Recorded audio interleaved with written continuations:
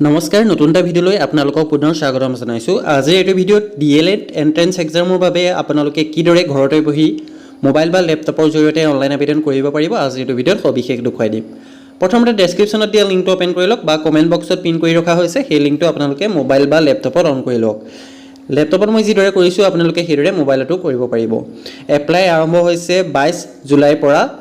Apply চলি থাকিব 11 আগষ্টলৈকে, অৰ্থাৎ 11 আগষ্টলৈকে আপোনালোকে অনলাইন আবেদন কৰিব পাৰিব। এডমিটটো আপোনালোকৰ আহিব 1 ছেপ্টেম্বৰ মানত আপোনালোকৰ এডমিট আহিব। এক্সামটো পতা হ'ব 8 ছেপ্টেম্বৰত দেওবাৰ দিনা।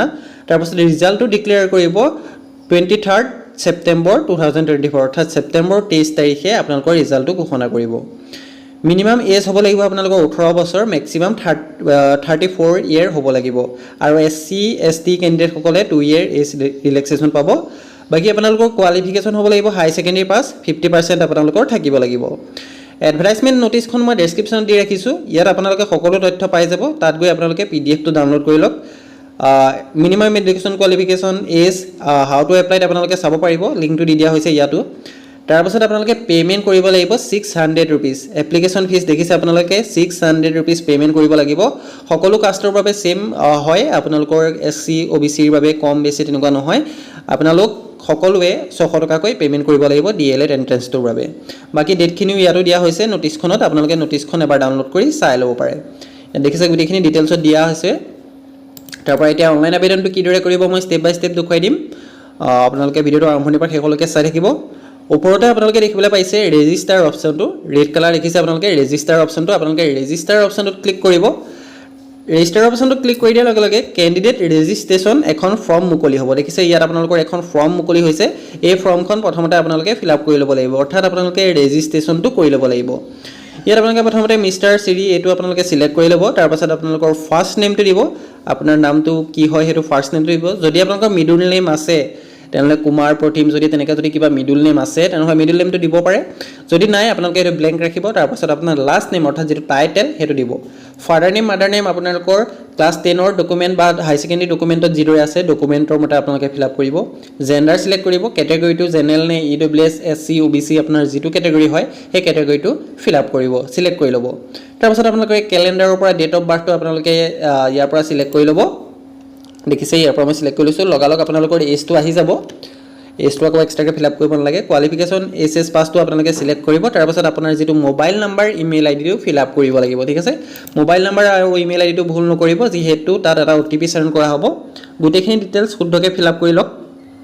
সকলো ফিল আপ কৰি হোৱাৰ পাছত ছেভ এণ্ড প্ৰচিড অপশ্যনটো ক্লিক কৰিব। লগালগ আপোনাৰ যিটো ৰেজিষ্টাৰ মোবাইল নাম্বাৰ দিছে মোবাইল নাম্বাৰটোত 4 ডিজিট এটা OTP চেণ্ড কৰা হ'ব।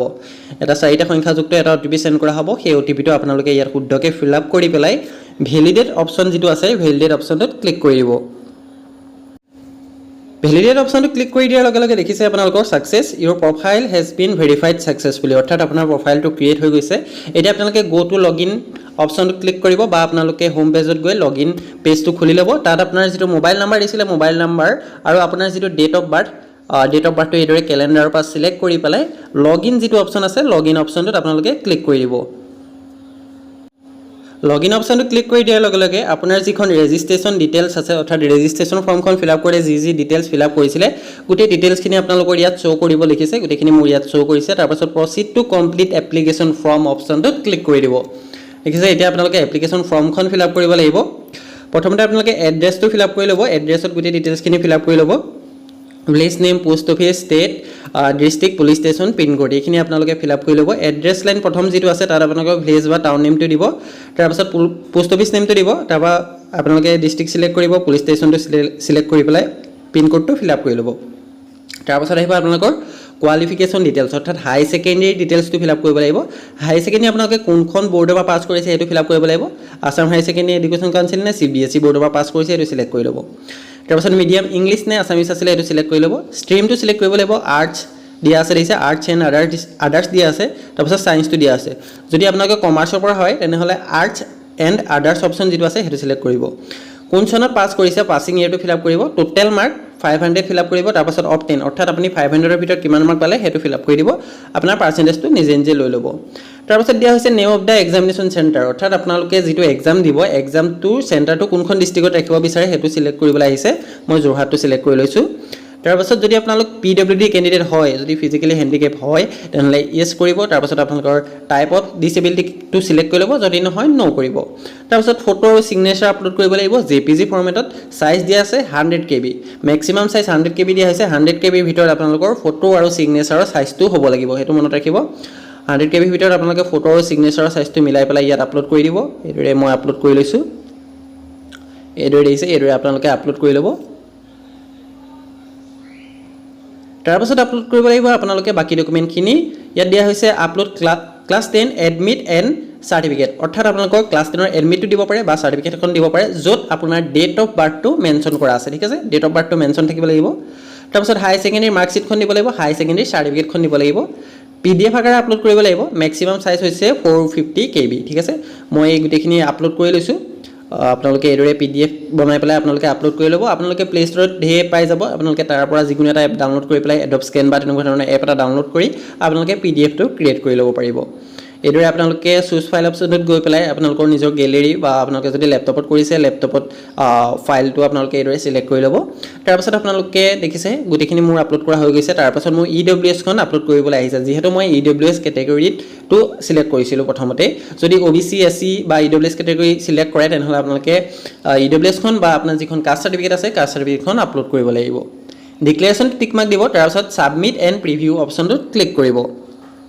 অলপ সময় ৱেইট কৰিব। তাৰপাছত আপোনালোকৰ দেখিছে ফৰ্ম প্ৰিভিউ, অৰ্থাৎ সম্পূৰ্ণ ফৰ্মখন আপোনাৰ প্ৰিভিউ কৰিবলৈ আহিব। এইদৰে দেখিছে গোটেইখিনি ডিটেইলছ আপোনালোকৰ শ্ব' কৰিছে। যদি কিবা ভুল হৈ আছে, বেক গৈ পেলাই আপোনালোকে কাৰেকশ্যন কৰি ল'ব। যদি সকলো ঠিক আছে, ডিক্লেৰেশ্যনটো টিক মাৰ্ক দি পেলাই কনফাৰ্ম কৰি দিব। কনফাৰ্ম কৰি দিয়াৰ লগে লগে আপোনালোকৰ পে'মেণ্ট কৰা পেজটো খোল খাব। পে'মেণ্ট আপোনালোকে 600 ৰুপিজ পে'মেণ্ট কৰিব লাগিব। ইয়াত দেখিছে 600 ৰুপিজ আপোনালোকৰ পে'মেণ্ট কৰিবলৈ আহিছে। পে' অপশ্যনটোত আপোনালোকে ক্লিক কৰি আপোনালোকে UPI থ্ৰুৱেদি, ডেবিট কাৰ্ড থ্ৰুৱেদি আপোনালোকে পে'মেণ্টটো কৰি ল'ব পাৰিব। দেখিছে মই পে' অপশ্যনটোত ক্লিক কৰিছোঁ। তাৰপাছত গোটেইকেইটা মেথড ইয়াত মোৰ শ্ব' কৰিছে। ইয়াৰ পৰা আপোনালোকে যিকোনো এটা মেথডৰ থ্ৰুৱেদি আপোনালোকে পে'মেণ্টটো কৰি ল'ব পাৰিব। বৰ্তমান মই পে'মেণ্ট কৰি নেদেখাওঁ। যদি পে'মেণ্ট কৰোঁতে কিবা অসুবিধা পায়, তেন্তে আপোনালোকে কমেণ্ট কৰি জনাব, মই যিমান পাৰোঁ আপোনালোকক সহায় কৰিবলৈ চেষ্টা কৰিম। ইয়াত দিছে পে' বাই এনি UPI এপ। তাৰপিছত আপোনালোকে QR কোড দিও আপোনালোকে পে' কৰিব পাৰিব, বা ডেবিট কাৰ্ড দিও বা ক্ৰেডিট কাৰ্ড দিও আপোনালোকে পে'মেণ্টটো কৰিব পাৰিব। এইদৰে অতি সহজতে আপোনালোকে পে'মেণ্টটো কৰি ল'ব পাৰিব। DLEDৰ অনলাইন আবেদন এইদৰে আপোনালোকে অতি সহজতে নিজৰ মোবাইল বা লেপটপত কৰিব পাৰিব। যদি অনলাইন কৰোঁতে কিবা অসুবিধা পায়, তেন্তে কমেণ্ট কৰি জনাব, যিমান পাৰোঁ সহায় কৰিবলৈ চেষ্টা কৰিম। আৰু যিসকলে এতিয়ালৈকে এমপ্লয়মেণ্ট এক্সচেঞ্জ কাৰ্ডখন আপডেট কৰা নাই, তেওঁলোকে যিমান পাৰে সোনকালে আপডেট কৰি লওক। লিংক ভিডিঅ' ডেছক্ৰিপশ্যনত দিয়া হৈছে, সেই ভিডিঅ'টো চাই পেলাই আপোনালোকে ঘৰতে বহি এমপ্লয়মেণ্ট এক্সচেঞ্জখন ৰেজিষ্ট্ৰেশ্যন কৰি ল'ব পাৰিব। আজিৰ ভিডিঅ'টো ইমানেই আছিল। যদি চাই ভাল পালে, তেনেহ'লে লাইক, কমেণ্ট আৰু শ্বেয়াৰ কৰিবলৈ নাপাহৰিব। ধন্যবাদ।